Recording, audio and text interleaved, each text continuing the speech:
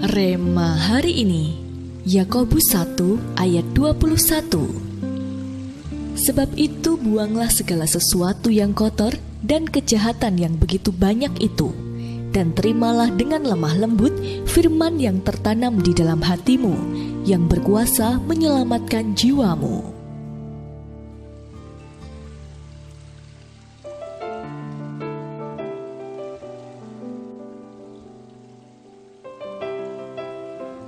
Pagi itu, Grace tidak mengizinkan siapapun memasuki kamar tidurnya.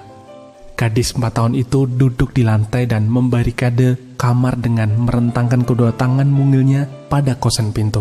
Secara berkala, memang ayahnya meminta jasa profesional untuk membersihkan rumah mereka, mulai dari halaman sampai ke setiap ruangan, termasuk kamar tidur anaknya.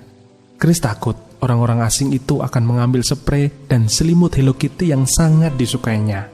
Namun, akhirnya ia menyerah dan berjalan-jalan dengan boneka kesayangannya, sehingga kamarnya bisa dibersihkan. Saat kembali ke kamarnya, ia melihat bahwa semuanya baik-baik saja. Kamarnya yang semula berantakan, kini tertata rapi dan bersih. Sprei dan selimutnya diganti, tetapi yang mengejutkan, ia tidak merasa keberatan. Bahkan ia menyukai motifnya dan wanginya yang membuat nyaman. Tanpa kita sadari, kita pun sering bertingkah seperti bocah 4 tahun dalam hidup kerohanian kita. Kamar tidur itu ibarat ruang hati kita yang sangat pribadi dan paling tersembunyi. Tempat kita bisa menyimpan atau melakukan hal-hal yang tak ingin dilihat orang lain.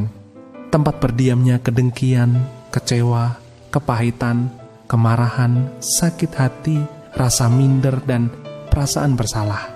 Semua itu adalah sampah yang akan merugikan diri kita sendiri. Tuhan Yesus rindu untuk masuk ke hati kita yang paling dalam dan melakukan pembersihan menyeluruh. Namun, kita malah memprotes dan berusaha menghalanginya. Ya, diperlukan satu keberanian untuk mengundang Allah yang Maha Kudus untuk masuk ke bagian yang paling rentan dan berantakan dari diri kita.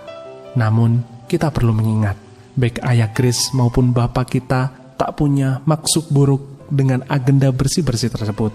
Semuanya demi kebaikan kita, supaya dengan hati yang bersih kita bisa menerima dengan lemah lembut firman Tuhan yang telah tertanam dalam hati kita.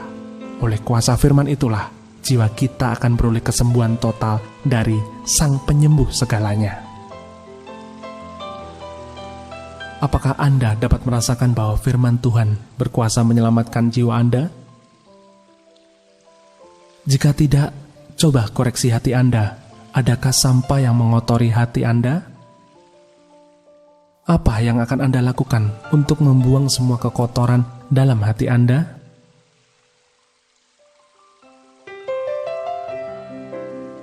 Tuhan Yesus, ampuni kami yang terkadang menghalangi Engkau untuk membersihkan hati kami, karena kami takut kesenangan kami terusik.